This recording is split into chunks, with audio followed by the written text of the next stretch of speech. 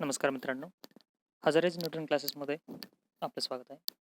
आपण बघतोय 12वी सायन्समधील फिजिक्स फर्स्ट हा जो सब्जेक्ट आहे त्या सब्जेक्टमधील मेकॅनिकल प्रॉपर्टीज ऑफ फ्लुइड्स हा जो सेकंड चॅप्टर आहे त्याचा फर्स्ट पार्ट ऑलरेडी आपण बघितला आहे. सेकंड पार्ट बघतो आपण आता. हजारेज न्यूटन क्लासेसमध्ये ऑनलाईन सेशन्स त्यामध्ये जे आपलं 12वी सायन्सचा सब्जेक्ट आहे आपला फिजिक्स फर्स्ट, या फिजिक्स फर्स्टचे आपण आत्ता जो सेकंड चॅप्टर आहे मेकॅनिकल प्रॉपर्टीज ऑफ फ्लुइड्स याचा एक फर्स्ट पार्ट जो आहे तो ऑलरेडी आपल्या चॅनलवरती अपलोड केलेला आहे. हा सेकंड पार्ट त्या व्हिडिओचा. बघा आता मेकॅनिकल प्रॉपर्टीज ऑफ फ्लुइड्समध्ये नेक्स्ट टॉपिक आहे आपला सरफेस टेन्शन. मग सरफेस टेन्शन ॲक्च्युअली काय असतं किंवा मग सरफेस टेन्शनच्या रिलेटेड आपल्या आसपास असलेले काही एक्झाम्पल्स इथं समोर सांगतोय बघा. हे एक बऱ्याच वेळा बघतो आपण. Water spiders walks on the surface of water. जे पाण्यावरती असे लहान लहान कीटक असतात ते पाण्यावरती चालतात. त्यानंतर needle floats on the surface of water किंवा pin floats on the surface of water. एखादी पिन किंवा एखादी निडल या वॉटर सरफेसवरती फ्लोट होते. हे आपण बऱ्याच वेळा बघितलं आहे. त्यानंतर जे रेनड्रॉप्स असतात, पावसाच्या पाण्याचे जे थेंब असतात त्यांचा जो शेप असतो तो स्पेरिकल शेप असतो. मग तो बरोबर राऊंड शेप किंवा स्पेरिकल शेप असणं. त्यानंतर जे सोप बबल्स असतात, सोप बबल्स आपण बघतो, हे जे सोप बबल्स असतात बघा, बऱ्याच वेळा हे खेळतो आपण.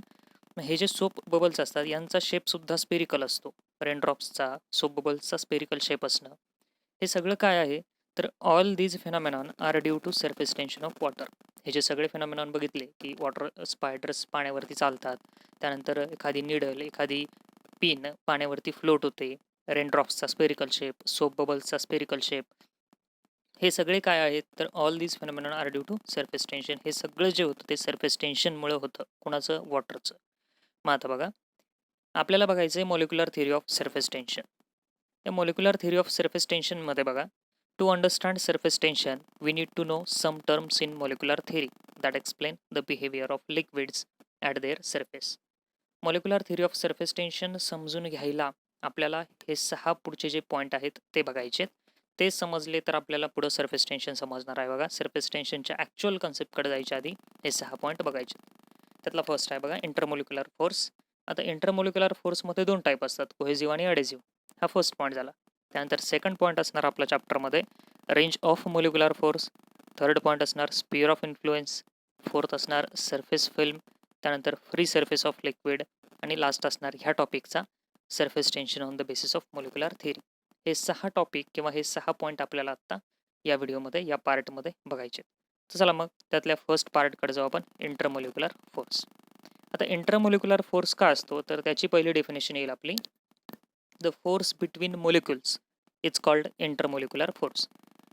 2 मॉलिक्युल्समध्ये जो फोर्स असतो त्याला म्हणायचं इंटरमॉलिक्युलर फोर्स. आता 2 मॉलिक्युल कशाचे, कोणते, ते त्याचे टाईप पडतील. आता बघा, इंटरमॉलिक्युलर फोर्सची एवढीच डेफिनेशन लक्षात ठेवा, the force between molecules is called intermolecular force. मग आता त्यातला पहिला पार्ट किंवा पहिला टाईप म्हणता येईल आपल्याला इंटरमॉलिक्युलर फोर्सचा कोहेसिव्ह फोर्स. दुसरा असणार अडेसिव्ह. मग कोहेसिव्ह फोर्सची जी डेफिनेशन आहे ती अशी असते बघा, the force of attraction between the molecules of same substance is called cohesive force or force of cohesion. बघा, the force of attraction between the molecules of same substance.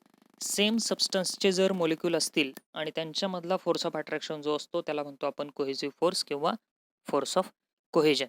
मग हा जो कोहेसिव्ह फोर्स किंवा फोर्स ऑफ कोहेजन असतो याचे काही examples आपल्यासमोर येतं बघा.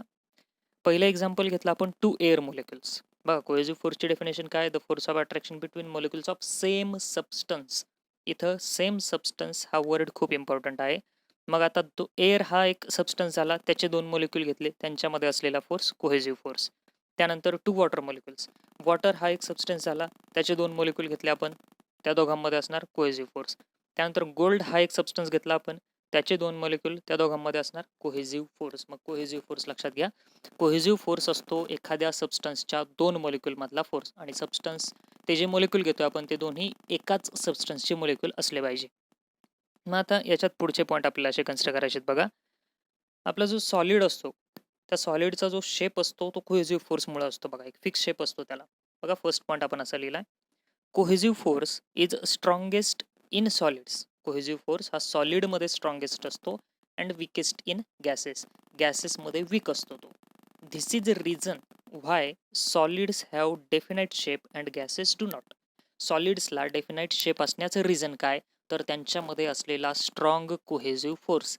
आणि गॅसेसला डेफिनाईट शेप नसण्याचं रिझन काय, तर त्यांच्यामध्ये असलेला weak cohesive force. Strong cohesive force सॉलिड्समध्ये, वीक कोहेजिव्ह फोर्स गॅसेसमध्ये. आणि सॉलिडमध्ये स्ट्रॉंग कोहेजिव्ह फोर्स असल्यामुळे त्यांना डेफिनाईट शेप असतो आणि गॅसेसना डेफिनाईट शेप नसतो. लिक्विडमध्ये काय असतं मग बघा, small droplets of liquid coalesce into one and form a drop due to this force. बघा आता, स्मॉल ड्रॉपलेट ऑफ लिक्विडचे जे लहान लहान ड्रॉपलेट्स असतात ते एकत्र येतात आणि एक ड्रॉप तयार होतो. त्यामुळं मग हे एक लक्षात ठेवायचं आहे, लिक्विड्समध्ये ड्रॉप तयार होण्याचं रिझन, स्पेरिकल ड्रॉप तयार होण्याचं रिझन काय, तर हे इंटरमोलिक्युलर फोर्सेस. त्यानंतर आता झाला आपला कोहेजिव्ह फोर्स. दुसरा इंटरमोलिक्युलर फोर्स अडेझिव्ह फोर्स. मग अडेझिव्ह फोर्सच्या डेफिनेशनमध्ये थोडासा चेंज आहे. कोहेजिव्हची जी आहे त्यात सेम सबस्टन्स होतं, इथला चेंज बघा, इथं असणारे डिफरंट सबस्टन्सेस.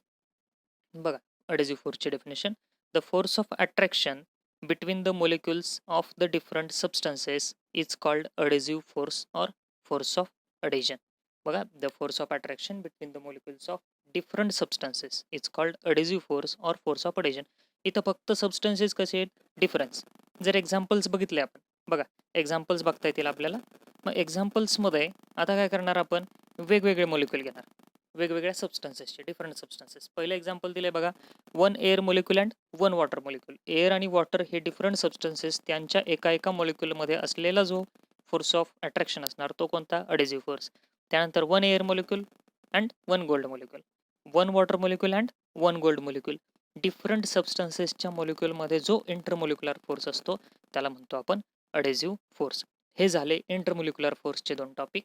कोणते, एक कोहेजिव्ह फोर्स, दुसरा अडेझिव्ह फोर्स. बघा व्हिडिओज तुम्ही मिनिमम दोनदा बघायचे, जेणेकरून तुम्हाला सगळे पॉईंट्स क्लिअर होत जातील. बघा हा झाला आपला इंटरमोलिक्युलर फोर्सचा टॉपिक. त्यानंतर नेक्स्ट आहे आता याच्यात रेंज ऑफ मोलिक्युलर फोर्स. बघा पहिले इंटरमोलिक्युलर फोर्स, आता रेंज ऑफ मोलिक्युलर फोर्स.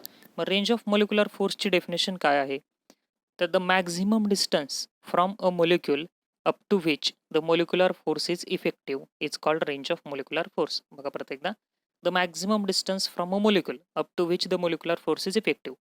असं मॅक्झिमम डिस्टन्स मोलिक्युलपासून जिथपर्यंत मोलिक्युलर फोर्स इफेक्टिव्ह असतो त्याला म्हणतो आपण range of molecular force.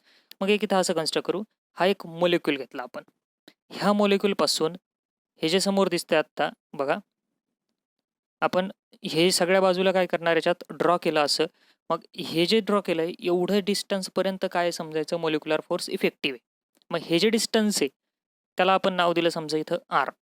R एवढ्या डिस्टन्सपर्यंत त्या मोलिक्युलपासून सगळ्या बाजूला तेवढ्या एरियामध्ये तो काय आहे, तेवढ्या डिस्टन्समध्ये तो मोलिक्युलर फोर्स इफेक्टिव्ह आहे. मग हा जो आर असतो किंवा हे जे मॅक्झिमम डिस्टन्स असतं त्याला म्हणतो आपण molecular range of molecular force. बघा मग range of molecular force in solids and liquids is of the order about 10⁻⁹ metre. ही जी रेंज असते मोलिक्युलर फोर्सची सॉलिड आणि लिक्विड्समध्ये किती असते, 10⁻⁹ मीटर, म्हणजे नॅनोमीटर म्हणू आपण त्याला. तर हे खूप कसे असतात, मग शॉर्ट रेंज फोर्सेस असतात. Therefore they are short range forces. Okay, मग याला आर इज इक्वल टू लिहिता येईल, नियरली इक्वल टू 10⁻⁹ मीटर. हा झाला range of molecular force. Next topic आहे बघा याच्यामध्ये, स्पियर ऑफ इन्फ्लुएन्स. मग आता स्पियर ऑफ इन्फ्लुएन्स सोपा टॉपिक आहे बघा. जर रेंज ऑफ मोलिक्युलर फोर्स कळलं तर स्पियर ऑफ इन्फ्लुएन्स फक्त एक स्पियर ड्रॉ करायचा. आता बघा डेफिनेशन त्याची, an imaginary sphere with a molecule at its centre. Imaginary sphere draw करायचा आहे, मोलिक्युल सेंटरला ठेवायचा आहे, and radius equal to the molecular range. आणि जो आर होता आपला, मोलिक्युलर रेंज होती तेवढी रॅडियस घेऊन काय करायचं, एक स्पियर ड्रॉ करायचा. त्याला म्हणतो आपण स्पियर ऑफ इन्फ्लुएन्स. मग आता बघा, एक मोलिक्युल घेतला, हा मोलिक्युल सेंटरला ठेवला, रॅडियस किती घेतली आपण, रेंज जी आहे आर मोलिक्युलर रेंज तेवढी रॅडियस घेतली, आणि इथं आपण काय केलं, एक स्पियर ड्रॉ केला. हा जो रेड सर्कल दिसतोय याला म्हणणार आपण स्पियर ऑफ इन्फ्लुएन्स. आणि जे इंटरमोलिक्युलर फोर्सेस असतात ते या स्पियर ऑफ इन्फ्लुएन्समध्येच इफेक्टिव्ह असतात. बघा, intermolecular force is effective only within the sphere of influence. Intermolecular force हे फक्त स्पियर ऑफ इन्फ्लुएन्सच्या आतच इफेक्टिव्ह असतात. हा झाला स्पियर ऑफ इन्फ्लुएन्सचा टॉपिक. नेक्स्ट, मग आता पुढचा आहे बघा सरफेस फिल्म. सरफेस फिल्म काय असतं, तर सरफेस फिल्मसाठी बघा आपण इथं डेफिनेशन आधी बघू त्याची सरफेस फिल्मची. The surface layer of a liquid with thickness equal to the range of intermolecular force is called surface film. बघा किती घ्यायचं सरफेस लेअर घ्यायचा लिक्विडचा आणि त्या लिक्विडचा जो सरफेस लेअर घेतोय आपण त्याची थिकनेस किती घ्यायची. Thickness equal to the range of intermolecular force म्हणजे आर इतकी थिकनेस घ्यायची आणि तो जो सरफेस लेअर असेल त्याला म्हणायचं सरफेस फिल्म. बघा आता इथं हा टँक आपण कन्स्ट्रक्ट केला आणि टँकमध्ये एका लेवलपर्यंत लिक्विड घेतलं. लिक्विडची सगळ्यात वरची जी साईड आहे त्याला आपण नाव देऊ एक्स वाय. ह्या एक्स वाय पासून खाली किती थिकनेसपर्यंत जायचंय तर आर एवढ्या म्हणजे रेंज ऑफ इंटरमोलिक्युलर फोर्स एवढ्या थिकनेसपर्यंत जायचंय आणि मग आर एवढ्या थिकनेसवर खाली गेल्यावर एक पॅरलल लाईन ड्रॉ करू एक्स वायला, त्याला म्हणू एक्स डॅश वाय डॅश. मग हा जो लेअर दिसतोय आता layer between x Y and X dash Y dash is surface film. तो जो लेअर आलाय ना रेंज ऑफ इंटरमोलिक्युलर फोर्सच्या थिकनेसचा त्या लेअरला म्हणतो आपण सरफेस फिल्म. बघा इथं रेड कलरने जो दिसतोय डायग्राम मधला ती आहे आपली surface film. Okay, next topic free surface of liquid. आता फ्री सरफेस ऑफ लिक्विडची डेफिनेशन बघा एक लाईनमध्ये definition. It is surface of fluid which does not experience any shear stress. असं लक्षात घ्या. आता हे शिअर स्ट्रेस वगैरे पुढं आपल्या सिलेबसमध्ये क्लिअर होतीलच, फक्त डेफिनेशन आत्ता माहिती असू द्या. हा असा सरफेस असतो फ्लुइडचा की ज्याच्यावरती शिअर स्ट्रेस ऍक्ट होत नाही. मग आता यात बघा डायग्राममध्ये आपण परत एकदा एक टँक कन्स्ट्रक्ट केला, टँकमध्ये लिक्विड घेतलं आणि ह्या लिक्विडवरती एक्स वाय नावाची वरती लाईन ड्रॉ केली. ही जी एक्स वाय लाईन आहे यालाच म्हणायचं फ्री सरफेस ऑफ लिक्विड. बघा X Y is free surface of liquid. बघा सरफेस फिल्म आणि फ्री सरफेस ऑफ लिक्विडमध्ये फरक आहे. फ्री सरफेस ऑफ लिक्विड म्हणजे एकदम टॉप मोस्ट लाईन आणि सरफेस फिल्म कशाला म्हणतो आपण, बरोबर थिकनेस घेतो आपण काहीतरी किती रेंज ऑफ मोलिक्युलर फोर्स इतकी आणि मग त्या थिकनेसला त्या लेअरला आपण म्हणतो surface film. Free surface of liquid फक्त एक लाईन असते वरची. त्यानंतर आता नेक्स्ट टॉपिक आहे बघा याच्यामध्ये surface tension on the basis of molecular theory. बघा हा इम्पॉर्टंट टॉपिक यातला आता surface tension on the basis of molecular theory. यात आपण एक टँक कन्स्ट्रक्ट केला आणि टँकमध्ये लिक्विड घेतला.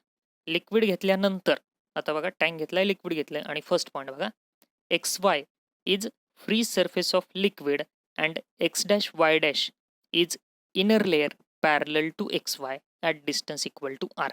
आता हा जो पॉईंट आहे तो इकडे ड्रॉ करू आपण. हे बघा ही लाईन ड्रॉ केली एक्स वाय, याला काय म्हटलं X Y is free surface of liquid. Clear. त्याच्यानंतर एक्स डॅश वाय डॅश हा इनर लेअर घ्यायचा parallel to X Y. X dash Y dash हा इनर लेअर घेतला parallel to X Y, X वायला बरोबर पॅरलल आणि त्या दोघांच्या मधलं डिस्टन्स किती आहे तर आर एवढं डिस्टन्स आहे. आर म्हणजे काय range of molecular force. Okay, next आता consider 3 molecules A B and C such that. आधी आपण 3 मोलिक्युल कन्स्ट्रक्ट करू. बघा डायग्राममध्ये हे 3 मोलिक्युल आपण कन्स्ट्रक्ट केले. Molecule A is deep inside the liquid दिसतोय खाली सगळ्यात त्या लिक्विडमध्ये बघा खाली ए जो मोलिक्युल आहे तो डीप इनसाइड द लिक्विड. त्यानंतर molecule B is within the surface film. Molecule B कुठं दिसतोय त्या सरफेस फिल्मच्या मध्ये दिसतोय. And C on the surface of liquid. C कुठं दिसतोय फ्री सरफेस ऑफ लिक्विडवर. 3 मोलिक्युल घेतले आपण. बघा सेकंड पॉईंट काय सांगतोय consider 3 molecules A B C. 3 molecule घेतली A B C. Molecule A is deep inside the liquid, molecule B is within the surface film and C is on the surface of liquid. मग आता हे जे 3 molecule आहेत या 3 मोलिक्युलसाठी पुढचे 3 point येतील. त्यातला नेक्स्ट पॉईंट बघा आता हा असणार ए साठी. Sphere of influence of molecule A. बघा आता मोलिक्युल एचा आपल्याला काय करायचं इथं स्पियर ऑफ इन्फ्लुएन्स ड्रॉ करायचा. तो स्पियर ऑफ इन्फ्लुएन्स आपण असा ड्रॉ केला. ए जो मोलिक्युल आहे त्याचा हा स्पियर ऑफ इन्फ्लुएन्स. मग बघा third point sphere of influence of इथं मोलिक्युल ए पाहिजे होतं. Molecule A is completely inside the liquid. Sphere of influence कुठे एचा पूर्णपणे लिक्विडच्या आतमध्ये completely inside the liquid. Hence it is acted upon by equal cohesive forces in all directions and net force on it is 0. A वरती काय होतंय मग सगळ्या बाजूंनी लिक्विड मोलिक्युल असल्यामुळं सगळ्या बाजूंनी सारखाच इक्वल कोहेजिव्ह फोर्सेस ऍक्ट होतात आणि त्यामुळे त्याच्यावरती असलेला नेट फोर्स तो 0 होतो. त्यानंतर आता बी मोलिक्युलसाठी बघू आपण. बघा पहिले डायग्राम ए बी सी ते मोलिक्युलचे तसे कन्सिडर केलंय. आता बी साठी बघा बी साठी जो चौथा पॉईंट आपण हा बघणार आहोत त्याच्यासाठी आधी त्याचा स्पियर ऑफ इन्फ्लुएन्स ड्रॉ करून घेऊ.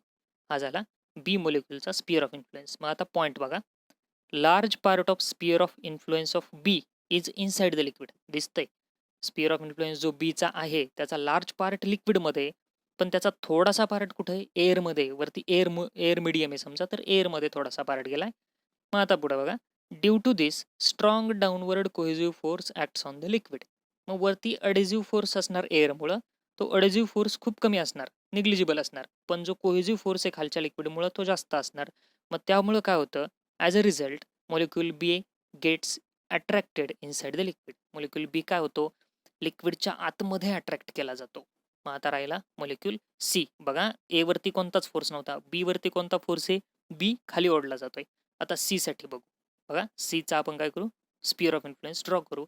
आणि आता हा फिफ्थ पॉईंट बघा, सीचा स्पिअर ऑफ इन्फ्लुएन्स दिसतोय कसा दिसतोय, निम्मा पार्ट खाली आहे स्पिअर ऑफ इन्फ्लुएन्सचा आणि निम्मा पार्ट एअरमध्ये, निम्मा part लिक्विडमध्ये.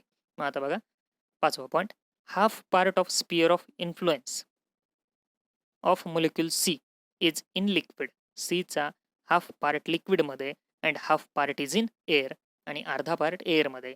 But cohesive force due to liquid is greater than adhesive force due to air. हे लक्षात ठेवा, इथं या सी मॉलिक्यूलच्या केसमध्ये जो लिक्विडकडून ऍक्ट होणारा कोहेसिव्ह फोर्स आहे हा जास्त आहे.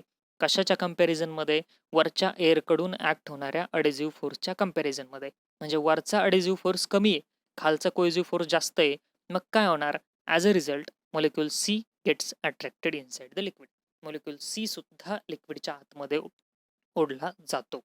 बघा, आपण काय लिहिलंय, मॉलिक्यूल बी आणि मॉलिक्यूल सी दोघं पण काय होतात, लिक्विडच्या आतमध्ये ओढले जातात. मग याच्यावरून काय डिफाईन होतंय किंवा काय डिसाईड होतंय, बघा हा next point. Therefore the molecules in the surface film are pull inside the liquid. याचा अर्थ सरफेस फिल्ममध्ये वरचा जो लेअर आहे त्या लेअरमध्ये येणारे सगळेच मॉलिक्यूल खाली ओढले जातात. आणि मग यामुळे काय होतं, जो सरफेस लेअर आहे त्याच्यामध्ये मॉलिक्यूल कमी होतात.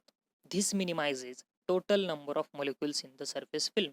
हा काय करतो, सरफेस फिल्म मधले मॉलिक्यूल मिनिमाइज करतो. आणि मग सरफेस फिल्म मधले मॉलिक्यूल मिनिमाइज झाल्यामुळे काय होतं, तेवढा एरिया तर कव्हर करायचा आहे. मग सरफेस फिल्म टेन्शन मध्ये येते. बघा सातवा point, as a result the surface film remains under tension. आणि तिथं मॉलिक्यूल कमी असल्यामुळं सरफेस फिल्म मध्ये कंटिन्यू टेन्शन असतं. The surface film of liquid behaves like stretch elastic membrane. जी सरफेस फिल्म आहे लिक्विडची ती एखाद्या स्ट्रेच इलॅस्टिक मेम्ब्रेन सारखी ऍक्ट होते. एखादं इलॅस्टिक आपण असं ओढून धरल्यासारखं ते ऍक्ट होतं. आणि हे जे काही टेन्शन डेव्हलप झालंय यालाच म्हणतो आपण surface tension. This tension is known as surface tension. आणि लास्ट पॉईंट ह्या पॉईंटचा, the force due to surface tension acts tangential to the free surface of liquid. Important point, जो फोर्स असतो सरफेस टेन्शनमुळे ऍक्ट झालेला तो कायम टँजेन्शियल असतो फ्री सरफेस ऑफ लिक्विडला. ठीक आहे, हा झाला आपला molecular surface tension on the molecular basis. आता बघा, तर ह्या पद्धतीने आपले पुढील व्हिडिओ सुद्धा असतील. हा मागचा एक पार्ट 1 आणि हा पार्ट 2 हे दोन व्हिडिओ आपण काय केलेत, तर मुद्दाम मुलांना किंवा सगळ्या स्टुडंट्सना आपण फ्री अवेलेबल करून दिलेत. तर पुढील व्हिडिओसाठी तुम्हाला आता कॉन्टॅक्ट करणं गरजेचं आहे. माझ्या कॉन्टॅक्ट डिटेल्स समोर स्क्रीनवर दिसत आहेत बघा. तर तुम्ही डायरेक्ट व्हॉट्सॲपवरती जरी तुमच्या नावाने मेसेज केला किंवा कॉल जरी केलात, मेलसुद्धा करू शकता तुम्ही, किंवा आपल्या वेबसाईटला व्हिजिटसुद्धा करू शकता तुम्ही. तर या पद्धतीने तुम्ही माझ्याशी कॉन्टॅक्ट करू शकता. मग कॉन्टॅक्ट याच्यासाठी करायचं आहे की ह्याच क्वालिटीचे किंवा ह्याच कंटेंटचे किंवा अशा टाईपच्या कंटेंटचे, पूर्ण फिजिक्सचे, पूर्ण मॅथमॅटिक्सचे, 12वी सायन्सचे व्हिडिओज तुम्हाला ऑनलाईन घर बसल्या मिळतील. जे व्हिडिओज आहेत खूप मिनिमम फीमध्ये ते तुम्हाला अवेलेबल करून दिले जातील. त्यासाठी फक्त कॉन्टॅक्ट करणं गरजेचं आहे. माझा मोबाईल नंबर किंवा व्हॉट्सअप नंबर समोर स्क्रीनवर दिसतोय बघा, 9960328737. आणि या व्हिडिओला शेअर करा, जास्तीत जास्त तुमच्या मित्रांपर्यंत पोहोचवा. ज्यांना गरज आहे त्यांना हे सगळं पोहोचू द्या त्यांच्यापर्यंत. शेअर करा, लाईक करा आणि आपल्या न्यूटन क्लासेसच्या चॅनलला सबस्क्राईब करा. थँक्यू.